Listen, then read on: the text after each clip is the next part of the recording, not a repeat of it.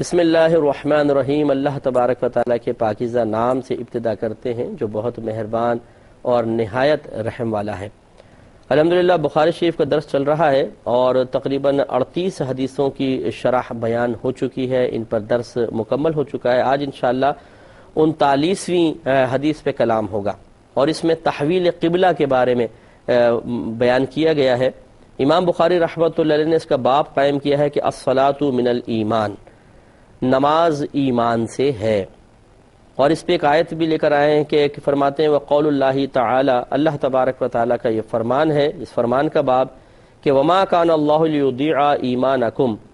کہ اللہ تبارک و تعالیٰ کی شان یہ نہیں ہے کہ وہ ضائع کر دے تمہارے ایمان کو۔ اس کی وضاحت کرتے ہوئے کہتے ہیں یعنی ایمانکم سے مراد یعنی صلاتکم عند البیت، یعنی جو تم بیت المقدس کی طرف رخ کر کے جو تم نے نمازیں پڑھیں، اللہ تعالیٰ کی شان یہ نہیں ہے کہ اس کو ضائع کر دے۔ اس کو سمجھنے کے لیے یوں سمجھ لیجئے کہ ایک طویل عرصے تک جب نبی کریم صلی اللہ علیہ وسلم ہجرت فرما کر مدینہ منورہ تشریف لائے تو اولاً آپ بیت المقدس کی طرف رخ کر کے نماز پڑھتے رہے، پھر دوران نماز ہی تحویل قبلہ کا حکم ہوا تو نبی کریم صلی اللہ علیہ وسلم نے رخ فرما لیا۔ مطلب صحابہ کرام کچھ نماز میں تھے جیسے مسجد قباء وغیرہ کے اندر، تو وہ لوگ پلٹ گئے تھے اور انہوں نے بھی اپنا رخ کعبۃ اللہ کی سمت کر لیا۔ نبی کریم صلی اللہ علیہ وسلم کی مشیت اور رضا بھی یہی تھی، آپ چاہتے تھے کہ کعبۃ اللہ کو ہمارا قبلہ بنا دیا جائے، تو ویسا ہو گیا۔ تو اب صحابہ کرام علیہم رضوان میں یہ اختلاف پیدا ہوا، یعنی ایک گفتگو بحث چھڑ گئی کہ جن لوگوں نے بیت المقدس کی طرف رخ کر کے نماز پڑھی اور ان کا انتقال ہو گیا ہے، اب تو کعبۃ اللہ بن گیا ہے، قبلہ بن گیا کعبۃ اللہ،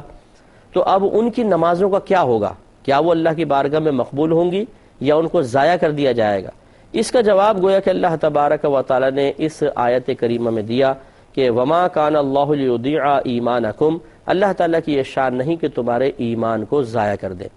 تو امام بخاری رحمۃ اللہ علیہ نے عنوان یہ قائم کیا ہے کہ الصلاۃ من الایمان، نماز ایمان کا ایک حصہ ہے، ایمان سے ہی ہے۔ اسی لیے وہ کہتے ہیں دیکھیں اللہ تعالیٰ نے فرمایا ہے کہ لیضیع ایمانکم، اللہ تعالیٰ کی یہ شان نہیں ہے کہ تمہارے ایمان کو ضائع کر دے، اور یہاں ایمان سے مراد نماز ہی اللہ تعالیٰ نے مراد لی کیونکہ نماز پہ بحث چل رہی تھی، شان نزول آیت کا یہی ہے۔ اس سے معلوم ہوا کہ ایمان ایک عمل ہے اور عمل ایمان کا جز ہے، حصہ ہے، تبھی تو اللہ تعالیٰ ایک عمل کو ایمان سے تعبیر فرما رہا ہے۔ تو ذرا شروع کی بحث کی طرف چلے جائیں، جو کتاب الایمان ہم نے شروع کی تھی اس میں یہ بحث ہوئی تھی کہ امام شافعی رحمۃ اللہ علیہ کے نزدیک ایمان 3 چیزوں کا نام ہے، ایک تصدیق بالقلب، دوسرا اقرار باللسان اور تیسرا اعمال، ان 3 کے مجموعے کو ایمان کہتے ہیں۔ امام بخاری رحمۃ اللہ علیہ نے اس عنوان سے یہی بات قائم کرنے کی یہ ثابت کرنے کی کوشش فرمائی ہے کہ نماز ایک عمل ہے اور عمل ایمان میں داخل ہے، یہی وجہ ہے کہ اللہ تبارک و تعالی نے نماز کو ایمان سے تعبیر فرمایا ہے۔ تو بہرحال ہم اس کا منع کرتے ہیں کہ ہم کہتے ہیں یہاں مجاز کا استعمال ہے کہ اللہ تعالیٰ نے ایمان فرما کر مجازن نماز ذکر فرمایا، کیونکہ نماز وہی پڑھتا ہے جس کے پاس ایمان ہوتا ہے۔ تو ہمارا احناف کا یعنی گویا کہ اس میں اختلاف ہے، ہم یہ کہتے ہیں کہ یہ ایمان صرف تصدیق بالقلب کا نام ہے، ہاں اسلامی احکام کو جاری کرنے کے سلسلے میں اقرار باللسان ضروری ہے کہ زبان سے اقرار کیا جائے۔ اس کے تحت امام بخاری رحمۃ اللہ علیہ یہ حدیث پاک لے کر آئے، کہتے ہیں کہ ابو اسحاق نے حضرت برا رضی اللہ تعالیٰ عنہ سے روایت کی کہ وہ کہتے ہیں کہ ان نبی صلی اللہ علیہ وسلم کان اول ما قدم المدینہ تھا، کہ جب نبی کریم صلی اللہ علیہ وسلم پہلے جب مدینہ منورہ تشریف لائے، نزل علی اجدادہ، تو اپنے ننیال یا ددیال کے پاس آپ تشریف لے گئے، او قال اخوالہ من الانصار، یا اپنے ماموں کے پاس تشریف لے گئے تھے جو انصار میں سے تھے، وَأَنَّهُ صَلَّى قِبَلَ بیت المقدس 16 شہرا او 17 شہرا، اور نبی کریم صلی اللہ علیہ وسلم نے بیت المقدس کی طرف رخ کر کے نماز پڑھی تھی 16 مہینے یا 17 مہینے تک۔ وَقَانَ يُعْجِبُهُ، اور نبی کریم صلی اللہ علیہ وسلم اس بات کو محبوب رکھتے تھے، ان تکون قبلتہ قبل البیت، کہ آپ کا قبلہ کعبۃ اللہ کی جانب ہو۔ وَأَنَّهُ صَلَّى أَوَّلَ صَلَاةٍ صَلَّاهَا صَلَاةَ الْعَصْرِ، اور بے شک آپ نے پہلی نماز جو آپ نے پڑھی تھی وہ صلاۃ عصر تھی، اور وَصَلَّى مَعَهُ قَوْمٌ، یعنی کعبۃ اللہ کی طرف جو رخ کر کے آپ نے پہلی نماز پڑھی وہ نماز عصر تھی، اور آپ کے ساتھ ایک قوم نے، ایک جماعت نے بھی یہ نماز ادا کی۔ فَخَرَجَ رَجُلٌ مِّمَّنْ صَلَّى مَعَهُ، تو جن لوگوں نے آپ کے ساتھ نماز پڑھی تھی ان میں سے ایک شخص باہر نکلا، فَمَرَّ عَلَى أَهْلِ مَسْجِدٍ، تو ایک مسجد والوں کے پاس سے وہ گزرا، وَهُمْ رَاكِعُونَ، وہ لوگ عصر کی نماز ادا کر رہے تھے، یعنی دوسرے مقام پہ عصر کی نماز ہو رہی تھی، وہاں سے گزرے۔ فَقَالَ، پس ان صحابی نے جو سرکار کے ساتھ نماز پڑھ چکے تھے، انہوں نے کہا کہ اشہد باللہ لقد صلیت مع رسول اللہ صلی اللہ علیہ وسلم قبل مکہ تھا، کہ میں گواہی دیتا ہوں اللہ تبارک و تعالیٰ کی، یہ گواہ بناتا ہوں اللہ تبارک و تعالیٰ کو کہ ضرور بے شک میں نے نبی کریم صلی اللہ علیہ وسلم کی طرف مکۃ المکرمہ کے رخ نماز ادا کی ہے۔ فدارو، تو جتنے بھی لوگ نماز پڑھ رہے تھے وہ نماز کے دوران ہی گھوم گئے، کما ہم قبل البیت، جیسے کہ وہ بیت المقدس کی طرف تھے۔ وکانت الیہود، اور یہ یہود جو تھے، قد اعجبہم، وہ بڑا تعجب کرتے تھے یا نہ وہ پسند کرتے تھے، یعنی نبی کریم صلی اللہ علیہ وسلم کے قبلے کی طرف رخ کرنے سے پہلے اس بات کو پسند کرتے تھے، اذ کان یصلی قبل بیت المقدس، کہ نبی کریم صلی اللہ علیہ وسلم بیت المقدس کی طرف نماز پڑھتے تھے، یعنی وہ یہود بڑا پسند کرتے تھے کہ سرکار بیت المقدس کی طرف رخ کر کے نماز پڑھتے ہیں، اور اس پر وہ طعنہ زنی بھی کرتے تھے کہ دیکھو یہ نبی کہتے ہیں میں نیا دین لے کر آئے اور ہمارے قبلے کی طرف رخ کر کے نماز پڑھتے ہیں۔ اس وجہ سے بھی سرکار کی بڑی خواہش تھی کہ اللہ تبارک و تعالیٰ اس قبلے کو تبدیل فرما دے۔ تو یہ کہتے ہیں کہ وکانت الیہود قد اعجبہم، اور بے شک یہود ضرور پسند فرماتے تھے کہ اذ کان یصلی قبل بیت المقدس، کہ جب نبی کریم صلی اللہ علیہ وسلم بیت المقدس کی طرف رخ کر کے نماز پڑھتے تھے، وہ اہل الکتاب، اور دیگر جو اہل کتاب تھے نصارہ وغیرہ یہ بھی پسند کرتے تھے۔ فلما ولی وجہہ قبل البیت، پس جب نبی کریم صلی اللہ علیہ وسلم نے کعبۃ اللہ کی طرف اپنے چہرے کو پھیرا تو انکروا ذالک، ان لوگوں نے اس کو شدید ناپسند کیا۔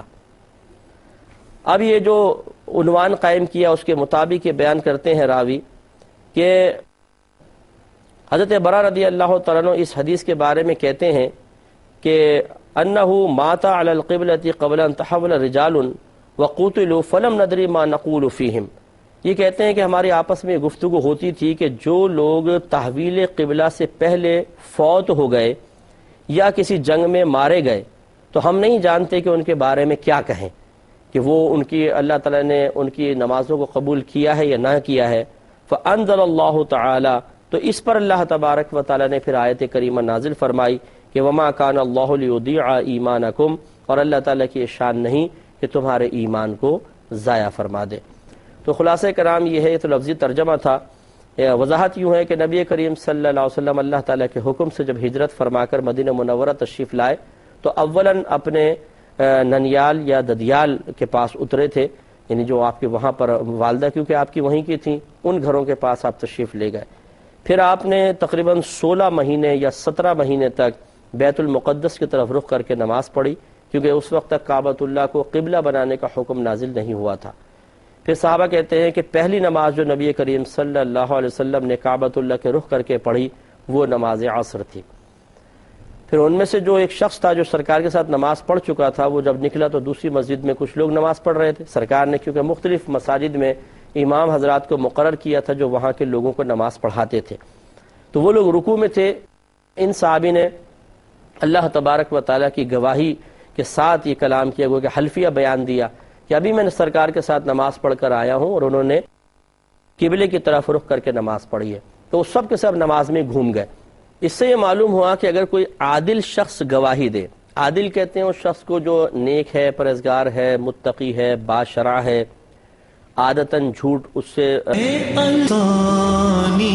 عادتاً جھوٹ نہیں بولتا ہے، بے مروتی والے کام نہیں کرتا ہے، جیسے روڈ پہ بیٹھ کے پیشاب کر لینا، کھڑے ہو کر کھانا پینا، اور اسی طریقے سے خراب حرکتوں کے اندر نہیں ہے، اعلانیہ کوئی گناہ نہیں کرتا ہے، سب لوگوں کے درمیان یہ چیزیں مسلمہ ہیں، تو اس شخص کو کہتے ہیں عادل شخص۔ اگر یہ شخص کوئی چیز دیکھ کر گواہی دے رہا ہے، ہمارے پاس آ کے کہتا ہے میں نے دیکھا ہے، کہ ایسا ایسا ہو رہا ہے، تو ہمیں اس پر یقین کرنا واجب ہے۔ تو معلوم یہ ہوا کہ جو قبلے کا معاملہ تھا خالصتاً اس کا تعلق دین سے تھا، یہ دیانات سے تعلق رکھتا تھا، اس میں ایک عادل شخص کی خبر مقبول ہوتی ہے۔ انہوں نے خبر دی کہ میں نے سرکار صلی اللہ علیہ وسلم کے ساتھ نماز عصر ادا کی ہے اور ہم نے کعبۃ اللہ کے رخ ہو کے نماز پڑھی ہے۔ تو جتنے صحابہ کرام نماز پڑھ رہے تھے وہ نماز میں ہی گھوم گئے اور اپنے رخ کعبۃ اللہ کی سمت کر لیے۔ یہ مسجد قبلہ تین جو بڑی معروف ہے، جو جاتے ہیں زیارات وغیرہ کے لیے، وہ دیکھتے ہیں کہ اس میں صحابہ کرام علیہم الرضوان نے اپنا رخ تبدیل کیا تھا۔ تو اس سے معلوم ہوا کہ ایک عادل شخص کی گواہی کو اس قسم کے معاملات میں قبول کرنا واجب ہے، اگر نہیں قبول کریں گے گناہ گار ہوں گے۔ مثال کے طور پہ اگر کوئی عادل شخص گواہی دیتا ہے کہ میں نے اپنی آنکھوں سے دیکھا ہے کہ مثلا اس پانی میں کوئی ناپاک شے ملی ہے، تو ہمیں چاہے نظر نہ آ رہا ہو، اس میں کوئی سب صاف ستھرا پانی نظر آ رہا ہے، تو ہمیں یقین کرنا واجب ہے۔